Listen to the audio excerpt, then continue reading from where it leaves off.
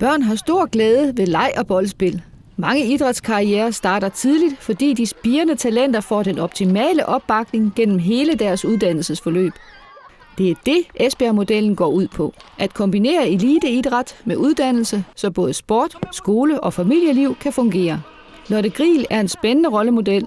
Lige siden 7. klasse har hun været i et forløb, der skabte mulighed for en tophåndboldkarriere og et uddannelsesforløb på universitetsniveau. Jamen, for mig der var det en rigtig god oplevelse. Jeg kom til at gå i klasse med rigtig mange af mine håndboldveninder. Og vi havde et rigtig godt sammenhold i klassen, fordi alle dyrkede sport. Så jeg har kun gode ting at sige om det, og jeg har kun fået gode minder med derfra. Så jeg synes, det var rigtig godt. Hvordan kom du med i ordningen? Allerførst, der har jeg så gået i 7. klasse. Der hørte vi om det ude i klubben. Vi var meget positive over for ideen, fordi vi ville alle sammen rigtig gerne træne mere, end det vi gjorde. Og så lavede vi en ansøgning, og så blev jeg optaget. Så det var sådan den måde, det foregik på. I folkeskolen, der trænede den årgang, jeg var i meget mere, end de andre fra min årgang gjorde. Fordi de jo ikke havde sådan en folkeskole, de kunne træne i. Så det betød jo rigtig meget for vores udvikling på det tidspunkt. Og på det tidspunkt, der gjorde det så, at jeg blev udtaget til Y-landsholdet. Og det tror jeg da helt sikkert, det har noget at gøre med, at min træningsmængde den blev intensiveret i det tidsrum.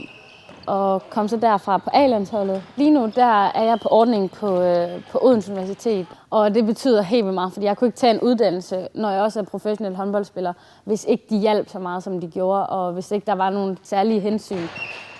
Det er Esbjerg Kommune, der står bag Esbjerg-modellen. Idrætskoordinator Henrik Sørensen fortæller her, hvad modellen konkret går ud på. Jamen, vi har jo siden 2003 har vi arbejdet målrettet på at skabe nogle gode rammer for eliteidrætsudøverne her i Esbjerg. Vi arbejder på 3 planer. På det personlige plan, på det uddannelsesmæssige plan og på det idrætslige plan. Og vi er optaget af at lave de bedste modeller til vores talenter på alle områder. Sådan at de kommer ud med nogle platforme, som handler om, at de også kan begå sig i det videre liv, når deres karriere er stoppet eller de går på pension. Og der kan man sige, at man starter som 13-14-årig, og så kan man egentlig gå hele vejen i Esbjerg, sådan at man kan tage sin videregående uddannelse her. Simon og Rasmus er et par talentfulde fodbolddrenge, der begge har søgt om optagelse i Esbjerg-modellen på Vestervangskolen. Hvorfor det? Fordi min bror har sagt, at man laver lidt mere sport derinde, og så sport om morgenen og så lidt. Jamen, det er jo fordi, jeg synes, det er sjovt at komme ind og prøve at dyrke mere sport, for det kan jeg godt lide. Hvad siger du til at skulle skifte nogle af klassekammeraterne ud? Jamen, det kommer nok til at gå. Altså, de er jo på samme sted, så man kan jo stadig godt være sammen med dem. Det er fint nok, hvis så får jeg antaget nogle nye. Det bliver spændende, hvis man kommer ind og ja. Vestervangskolen er der, hvor børnene starter i Esbjerg-modellen. Hvad betyder det for skolen? Viceinspektør John Andersen er meget tilfreds med ordningen. Det betyder rigtig meget, fordi vi får en del omtale, vi får nogle glade elever, vi får en god skole ud af det. Vi bidrager med ganske almindelig undervisning, og så bidrager vi med en fleksibel ordning, som betyder, at de møder forskudt, sådan, så de kan passe deres morgentræning 3 dage om ugen. Og så er vi fleksible i forhold til at aflevere opgaver, når de skal på træningslejre osv. Vi har svømmere, der er stadig både 6 og 8 uger i løbet af et skoleår. Overvejende trives de rigtig, rigtig godt. De eneste gange, vi har lidt problemer, det er nærmest, når de er skadet, hvor de mister lidt af den identitet, de har, og de er lidt uden for fællesskabet. Men så trives de rigtig godt og indgår på lige fod med skolens øvrige elever. I får også en del nye elever. Hvordan falder de til? Dels så kommer de på introduktion, inden de begynder, og så i starten af skoleåret, der vil de blive taget med på en overnatningstur sammen med 2 af deres lærere, og så derigennem så får vi dannet en ny social enhed. Det er også noget af det, vi har som krav til dem, at de skal være forberedt på at indgå i nye sociale relationer. Hvis det er sådan, at det halter lidt med skolearbejdet, jamen så bakker klubberne 100% op, og det vil sige, så springer man et træningspas over, eller 2, hvis det er sådan, man mangler noget skolearbejde at indhente. Men de er meget engagerede, og de er meget målrettede, de her elever, og de ved, hvad der skal til, fordi hvis de skal have plads til deres idræt, så skal de også hænge i skolemæssigt. Hvordan er samarbejdet med kommunen og idrætsklubberne? 2 gange om året, der mødes vi alle sammen til en evaluering og en snak om, hvordan tingene ser ud lige nu. Og ellers mødes vi, tager telefonen, mailer, og det er meget tæt samarbejde, og det optimerer også i forhold til at hjælpe eleverne. Anne Brink Nielsen er en af Vestervangsskolens dygtige håndboldspillere, der nyder godt af Esbjerg-modellen. Det betyder, at jeg har mere tid til skolen og håndbold. Altså for eksempel, når vi har hvis vi får mange lektier for i nogle fag, så kan vi godt få udskudt dem lidt længere, hvis vi nu har kamp eller flere træninger på en gang. Kunne du tænke dig at ende på landsholdet en gang? Ja, det kunne da være dejligt.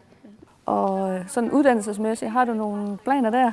Jeg har i hvert fald sikker på, at jeg skal på gymnasiet her efter folkeskolen. Efter folkeskolen venter ungdomsuddannelserne.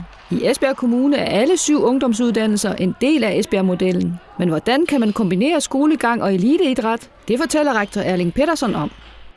Det kan man ved hjælp af nogle særlige elementer i Esbjerg-ordningen. For det første så kan eleverne få godkendt fravær til stævner og til træning. De vil kunne få supplerende undervisning, når de er væk fra skolen, så de kan på den måde indhente det faglige. Vi har på skolen en mentorordning, hvor vi har en person, en studievejleder, som rådgiver og hjælper eleverne, støtter dem i deres uddannelsesforløb.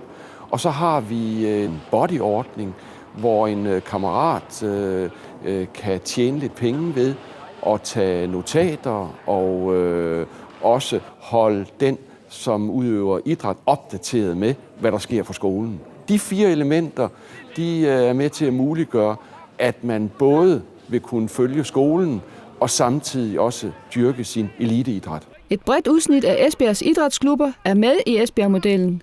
EFB Fodbold har været med helt fra starten.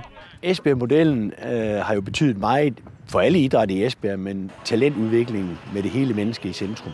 Og vi høster nu frugterne af nogle af de idrætsudøvere, der har været med fra start og har været hele forløbet igennem, at der allerede er en 5-6 af de spillere, som er inde i vores A-trup, og de er der altså både med en fodbolduddannelse, måske også allerede landsholdsoptrædener, og så er de med en skoleuddannelse som ballast. Og det er vi meget glade for, at vi har fået den mulighed gennem det initiativ, der er taget af Esbjerg Kommune igennem Eliteidræt Esbjerg. Det betyder, at vi får helhed i sagerne. Vi synes, at det er en fantastisk ordning. Det er også lykkedes i Eliteidræt Esbjerg at være ude over, den kant, hvor man er euforisk. Det er startet op. Vi har hele tiden fulgt op og forsøgt at sige, jamen nu er vi her, hvad kan vi så evaluere på, og hvad kan vi gøre endnu bedre? Så vi tror på, at vi kan udvikle projektet hele tiden ved at være meget opmærksom på dels idrætsudøverne, men også, hvad er behovene. De unge mennesker er jo meget forskellige. Passer de alle sammen ind i samme profil her? Jamen, det gør de jo ikke, og det er derfor, at hver enkelt idrætsudøver er i centrum. Udgangspunktet for det er en meget tæt kontakt mellem skolen og idrætsforeningen, eller mellem ungdomsuddannelserne og idrætsforeningen, sådan vi hele tiden får det mest optimale for den enkelte idrætsudøver. Hvad sker der så, hvis skolen siger, at det halter lidt med skolearbejdet? 4 gange om året er vi i dialog, eksempelvis med ungdomsuddannelsen, for at kigge på både den enkelte elev i forhold til, hvad skal du have af supplerende undervisning, eller er der en periode, hvor du skal passe din skole mere end din fodbold, eller kan vi fortsætte på det niveau, som har været intentionen. Og den dialog er vi nødt til at have hele tiden, og der må jeg rose ungdomsuddannelsernes mentorer. De er skarpe, og når der er det mindste, så er de på, så vi kan få ordnet tingene bedst muligt for den enkelte. De talenter, der er, hvordan kommer I i kontakt med dem? Jamen, de er jo i klubberne, og det er jo samarbejde. Klubberne spotter jo de her talenter, og så søger de om at komme ind på henholdsvis Vestervang, som er 7. til 10. klasse, og så ungdomsuddannelsen, der er det så i samarbejde med en idrætsmentor her, er med til at optage de udøverne på ordningen. Så det foregår i tæt dialog, men det er klubberne i langt højeste grad, som indstiller de her udøvere. 90% af dem kommer jo fra vores region af, men altså, når vi kommer op i ungdomsuddannelsen, så ser vi, at både svømmeklubben, fodboldklubben, håndboldklubben er i stand til at rekruttere fra hele landet. Altså Esbjerg-modellen er jo den, som vi startede tilbage i 2005, hvor vi var den første kommune i Danmark, som havde et tilbud om at lave talentudvikling, samtidig med, at man havde sin uddannelse. Og nu begynder vi at se resultatet af det. Altså de elever, som startede i 7. klasse, er nu ved at være igennem ungdomsuddannelserne og på vej ind i de videregående uddannelser. Vi kan se nu, at det resultat, det bærer frugt. Det måler vi dels på deres sportslige præstationer, fordi vi kan se, at nogle af dem begynder med at komme ind på diverse landshold, men også, at vi kan mærke, at klubberne og uddannelserne er meget, meget fokuseret på og meget skarpere på deres udvælgelse af eleverne.